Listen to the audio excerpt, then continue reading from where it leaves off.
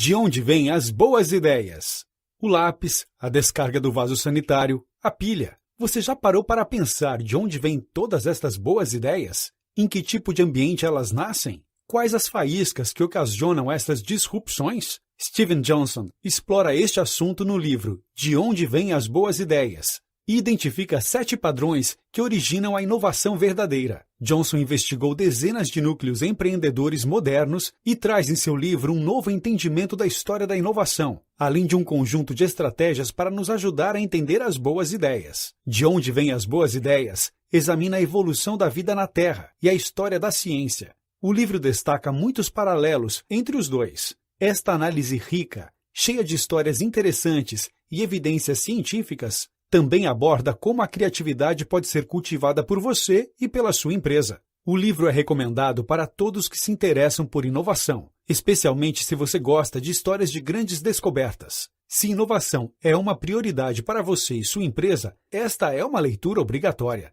Evolução e inovação. Evolução e inovação começam a partir do que é possível em um dado momento, o possível adjacente. Bilhões de anos atrás, átomos de carbono começavam a formar uma mistura de substâncias que eventualmente daria origem à vida em nosso planeta. Aos poucos, os átomos iam se combinando e formavam moléculas, proteínas. Essas moléculas e proteínas iam se combinando iterativamente, para posteriormente se combinarem nas células dos primeiros organismos vivos. A cada nova combinação, surgiam novas possibilidades, até que os seres vivos mais elaborados e complexos surgiram na Terra. Era preciso passar por várias etapas para garantir que certas combinações funcionassem, se multiplicassem, e estas conexões gerassem novas combinações. Da mesma maneira, uma empresa de internet como o eBay não poderia ter sido criado 50 anos atrás. Ainda não existiam computadores, ferramentas para que os computadores se conectassem um ao outro e uma rede mundial de computadores que permitisse que as pessoas estivessem online e pudessem efetivamente comprar. Tanto em uma inovação como o eBay, como na evolução, estas novas condições tendem a acontecer nos limites do possível adjacente, na esfera das possibilidades disponíveis em um determinado momento. Avanços além do possível adjacente são raros e condenados a se tornarem fracassos a curto prazo, se o ambiente ainda não está pronto para eles. Se o YouTube tivesse sido lançado nos anos 90, ele teria sido considerado um fracasso, já que naquela época não existiam conexões de internet rápidas para que os usuários pudessem assistir vídeos em seus PCs. O possível adjacente é limitado pelas peças e conhecimento existentes no momento atual. Isso explica por que tantas vezes pessoas em lugares diversos do mundo fazem descobertas muito similares, quase simultaneamente. Carl William Skill e Joseph Priestley isolaram o oxigênio no século XVIII, sem conhecerem um ao outro e apenas com 2 anos de diferença. Porém, eles partiram do mesmo ponto inicial, pois a busca pelo oxigênio não poderia ter começado até que a natureza gasosa do ar fosse compreendida. Ideias que mudam o mundo geralmente evoluem ao longo do tempo e não em saltos repentinos. Embora pareça que as grandes descobertas acontecem isoladamente, quando as observamos em detalhe, percebemos que na realidade elas se desenvolvem lentamente, amadurecendo aos poucos.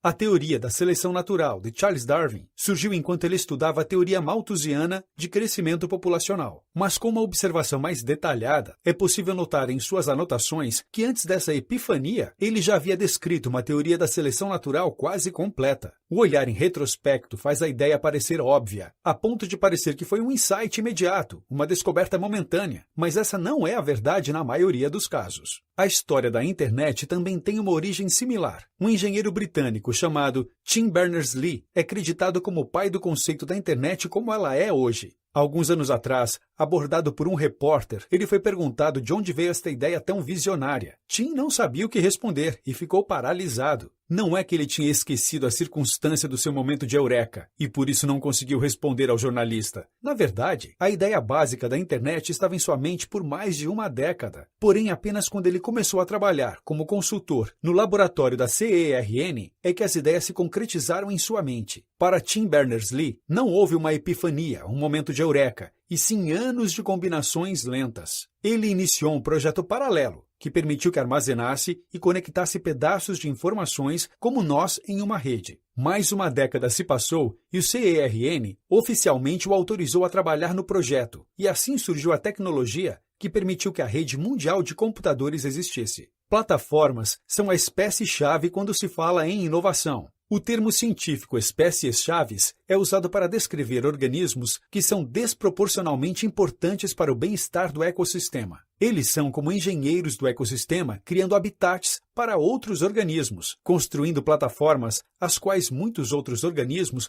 precisam para sobreviver. Um bom exemplo são os castores, que derrubam árvores. Estas árvores atraem pica-paus para fazer buracos para abrigar seus ninhos. O castor cria, portanto, uma plataforma para o pica-pau. Quando os pica-paus vão embora, esses buracos são ocupados por pássaros cantores. E o pica-pau cria uma plataforma para os pássaros cantores. Essas plataformas também existem na esfera da inovação e são usadas para que a ela seja acelerada dentro do possível adjacente. Um bom exemplo de plataforma neste contexto é a navegação por GPS. Ela foi criada num centro de pesquisas do Exército para situar elementos baseados em suas coordenadas geográficas capturadas via satélite. Décadas depois, o GPS se tornou a fonte de dezenas de combinações que nos trouxeram grandes novas ideias. Ele permitiu que surgisse dezenas de serviços baseados em localização, milhares de aplicativos móveis, e hoje, até mesmo a publicidade se baseia na localização do usuário impactado. Plataformas geralmente trabalham em conjunto, ou seja, uma plataforma serve de base para que outras plataformas surjam, e estas combinações produzem ambientes propensos à inovação. Um bom exemplo são as redes sociais, como o Twitter e o Facebook. Eles foram criados sobre a rede mundial de computadores e, posteriormente, se tornaram plataformas também.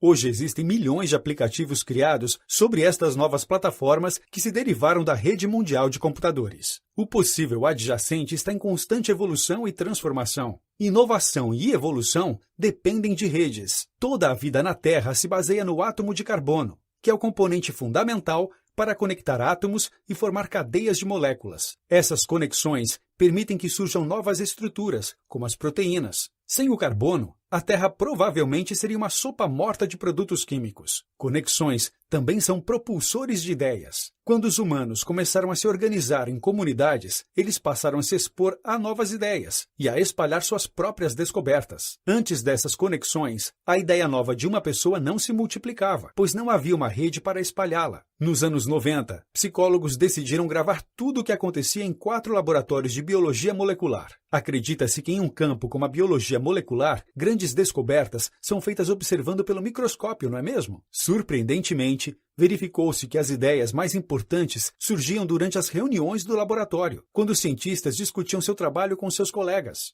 Além disso, estudos comprovam que os indivíduos mais criativos têm amplas redes sociais que se estendem para fora de sua própria organização, e assim eles se colocam abertos a receber novas ideias de contextos diferentes. Assim como o surgimento das comunidades, cidades e vilas acelerou a multiplicação das ideias, a internet também se tornou um canal-chave de difusão de ideias. Na rede mundial de computadores, ideias se criam, conectam e se difundem em velocidades cada vez maiores. A colaboração é tão importante quanto a competição. Poder se beneficiar financeiramente de suas descobertas é um dos principais fatores que levam à inovação. Mas, enquanto a comercialização de invenções estimula a inovação, ela também pode gerar patentes e outras restrições que prejudicam na disseminação e evolução das ideias. Portanto, os próprios mercados, que deveriam garantir a constante inovação, são de fato estruturalmente ineficientes, pois criam mecanismos, como as patentes, para evitar que as ideias se combinem. As inovações estimuladas pelo mercado, como nos Estados Unidos, têm sido mais efetivas do que as inovações em economias fechadas, como a União Soviética, mas isso não significa que este seja necessariamente o melhor caminho. Inventores merecem ser recompensados, mas o objetivo final é aumentar a inovação como um todo, sem restrições. Em seu livro A Origem das Espécies, Charles Darwin deu ênfase à colaboração entre as espécies e à seleção natural, que deriva da competição por recursos. Conexões entre ideias, assim como a colaboração entre espécies, podem ser um estímulo tão bom à inovação quanto a própria competição. Redes inovadoras também devem oscilar entre a ordem e a anarquia. A habilidade do carbono de se conectar com outros átomos foi vital para a evolução da vida, mas uma segunda e imprevisível força foi também necessária, a água. Além do carbono, capaz de se combinar com facilidade para o surgimento da vida, outro componente foi essencial, a molécula do H2O. A água se move dissolvendo e erodindo o que está no seu caminho, assim alimentando novas formas de conexões entre átomos. Por outro lado, As fortes ligações de hidrogênio das moléculas de água ajudam a manter essas conexões de forma estável. Essa mistura de turbulência e estabilidade é o motivo pelo qual ligações líquidas e maleáveis são as melhores para a evolução da vida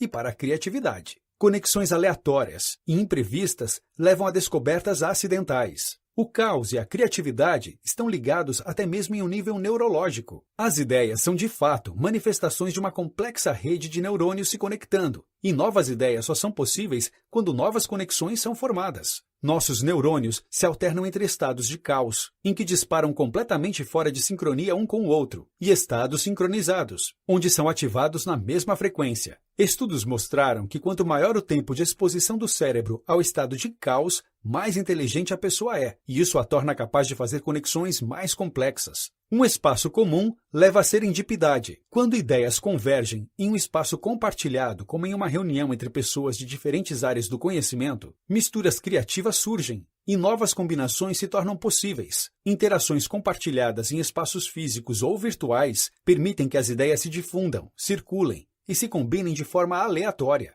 Facilitar essas conexões depende apenas de que você use seu cérebro para processar ideias de diferentes áreas. Inovadores como Benjamin Franklin se beneficiaram muito disso, ao trabalhar em vários projetos simultaneamente, para que as conexões entre os projetos pudessem surgir. Em uma empresa, a chave para a inovação é uma rede que permita que palpites amadureçam, espalhem-se e se combinem com outros, abertamente. O erro faz parte do processo de inovação e evolução. O erro está presente tanto na evolução da vida quanto na inovação de grandes ideias. E não é necessariamente uma coisa ruim. Nossos genes são passados de pai para filho, fornecendo instruções genéticas sobre como o filho deve se desenvolver. Porém, ocorrem mutações ocasionais nestas instruções. E sem estes erros, a evolução teria se estagnado. Mutações criam novas formas de vidas e novas características nas formas de vida existentes. Apesar de muitas mutações falharem, ocasionalmente elas acertam. E com isso vem a evolução. A penicilina só foi descoberta por causa de um erro. Alexander Fleming permitiu sem querer que uma amostra de bactéria fosse contaminada por mofo